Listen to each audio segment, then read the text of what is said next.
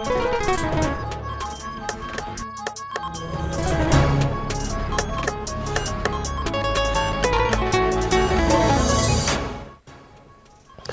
la une ce soir, Ramadan, une occasion unique de renforcer sa spiritualité, sa foi et sa connexion avec Dieu.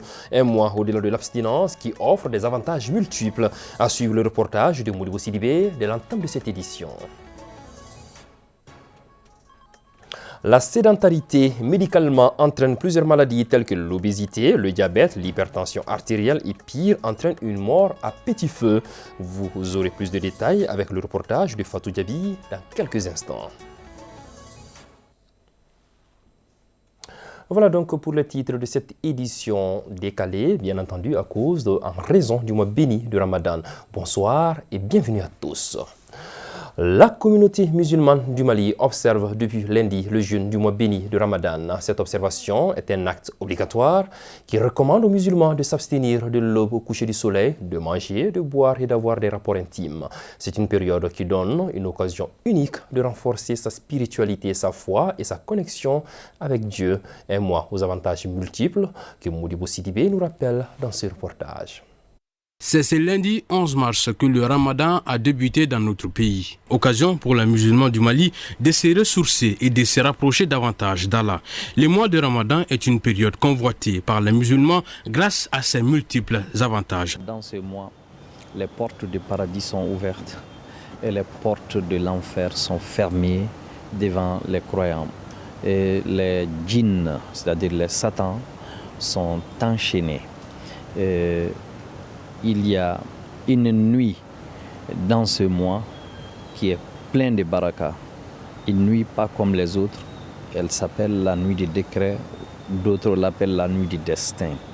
Elle vaut mieux que mille mois. Un mois aussi qui permet à notre corps de faire une pause. De façon individuelle, ce mois sacré comporte des privilèges pour toute personne qui décide de jeûner les 29 ou 30 jours.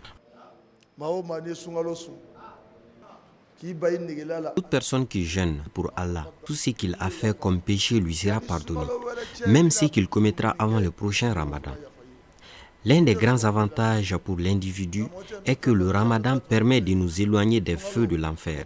De plus, le jeûne permet de purifier l'âme du musulman. En vue de donner la chance aux uns et aux autres de bien réussir le Ramadan, notre interlocuteur prodigue quelques conseils. Lire le Coran, être dans les mosquées, suivre les tafsirs, vraiment se reconstituer, se reconstruire spirituellement, c'est ce qui est demandé. Notre intervenant a terminé ses propos par des bénédictions pour la paix et la prospérité au Mali à l'occasion de ce mois béni. Le mois béni de Ramadan a commencé, vous le savez, cette année dans un contexte de forte chaleur. Face à cette canicule, on assiste au moment de la rupture à une forte consommation de boissons de toutes sortes. Elles sont gazeuses, jus simple, nectar en canette, en carton ou en bidon, ou même souvent en poudre. La plupart de ces boissons, il faut le dire, sont importées et la qualité reste le dernier souci des revendeurs. C'est le constat fait par Aïssa Taba qui a fait un tour au marché pour RTM 2. Les gens aiment les boissons sucrées pendant le Ramadan. Nous, on en profite pour faire le plein. Cette année, le marché est vraiment lent. Les clients se font rares. Chez les boutiquiers du quartier, dans les supermarchés et chez les vendeurs à la sauvette, tous les consommateurs y trouvent leur compte. Les boissons fraîches sont agréables à la rupture du jeûne. Souvent, j'achète les boissons parce que c'est très bon pour l'organisme. Elles nous aident à digérer surtout les nyamakuji.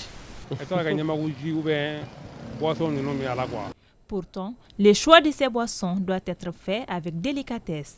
La consommation de ces boissons peut avoir des conséquences néfastes, comme nous l'expliquent ces spécialistes en santé nutritionnelle. Il y a de ces jus qui se trouvent sur nos marchés dont nous ne maîtrisons pas les compositions.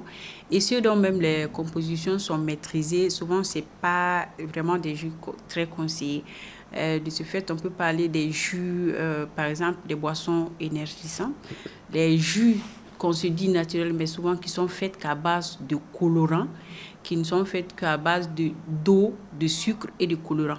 Donc, et qui connaît l'effet des colorants, il y a de ces colorants qui ne sont vraiment pas du tout conseillés. Ils n'ont pas de valeur nutritive. Et il y a d'autres même qui sont souvent accusés d'être cancérogènes. Avec les enfants aussi, on dit souvent même il y a de ces colorants, il y a des études qui ont montré que ces colorants peuvent être en lien avec l'hyperactivité des enfants. Parallèlement à ces boissons importées, les jus traditionnels ou locaux sont aussi prisés à la rupture. Cependant, ceux-ci ne présentent aucun danger sur la santé. Ils sont d'ailleurs recommandés par les médecins. Les jus naturels sont bien, le bissap, les jus à base de gingembre, de pain de singe, zira, voilà. Donc c'est des trucs naturels, ils sont riches en vitamines, en minéraux, qui sont bien faits. Consommer vraiment la consommation de ces jus naturels.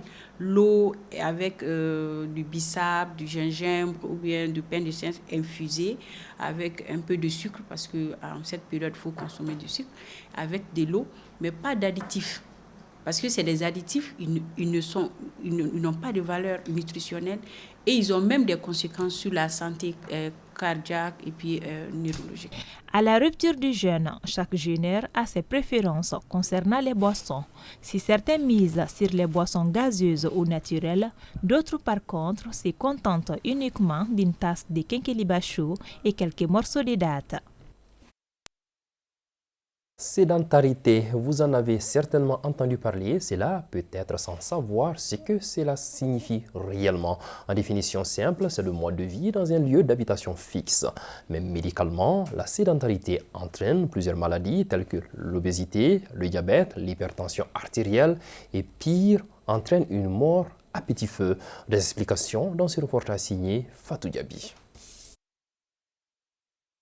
La sédentarité est définie comme une situation d'éveil caractérisée par une dépense énergétique inférieure à 1,5 m passée en position assise ou debout.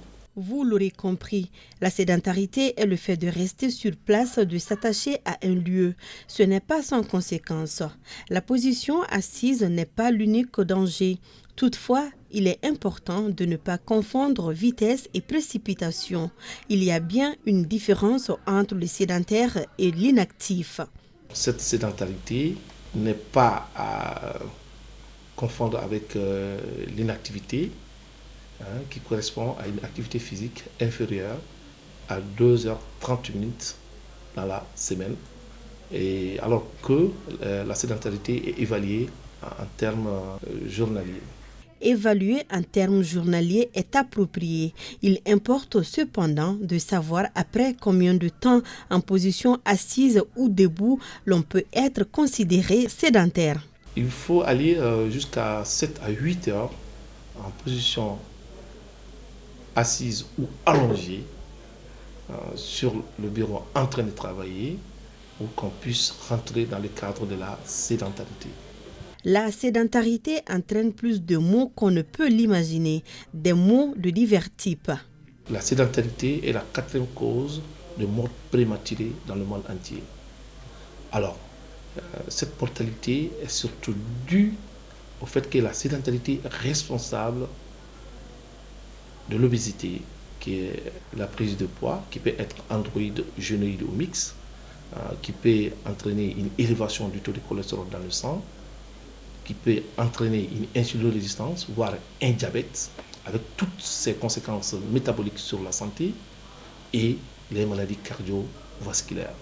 Pour éviter la sédentarité, il est nécessaire de revoir certaines habitudes.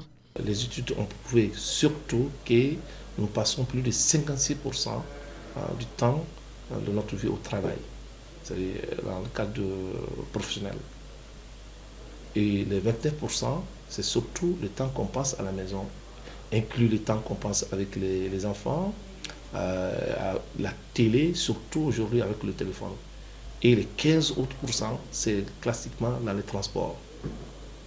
Et pour lutter contre cette sédentarité, c'est sur ce point qu'il faudra cibler, c'est-à-dire au travail, à la maison et lorsque nous sommes dans les transports en commun. Les services diffèrent selon le travail de tout un chacun. Cependant, prendre des courtes pauses afin de se dégourdir les jambes, faire mouver les muscles, éviteront la sédentarité, quel que soit le type de travail.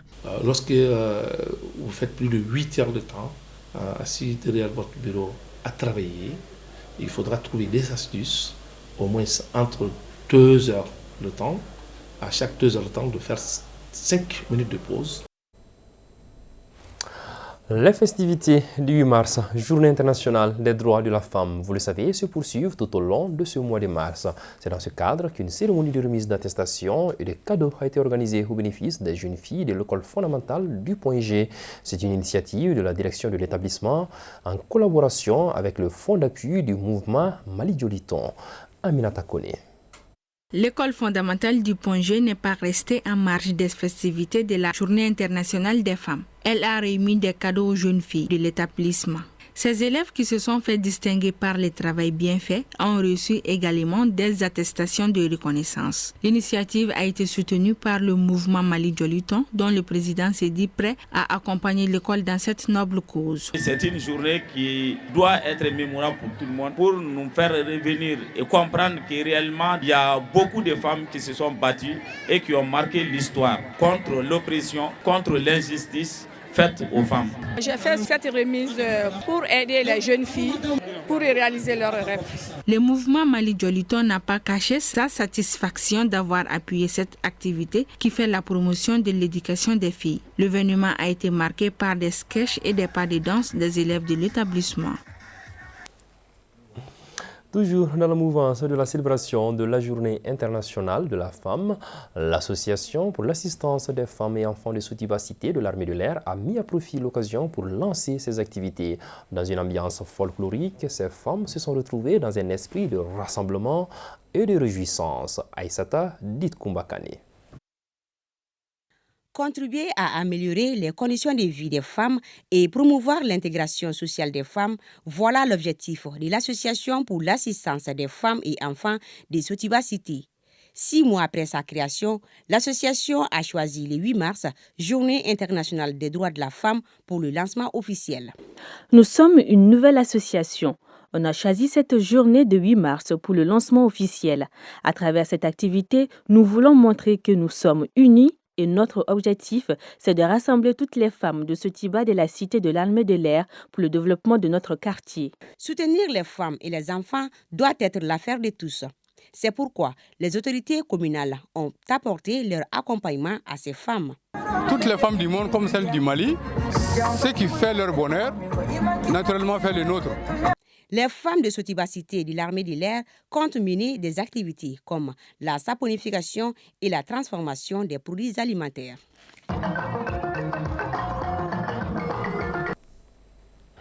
Voilà, ce communiqué avant de nous quitter de la direction de l'Office de radio et télévision du Mali qui porte à la connaissance de l'opinion publique que des individus mal intentionnés utilisent son logo sur le réseau pour arnaquer des citoyens.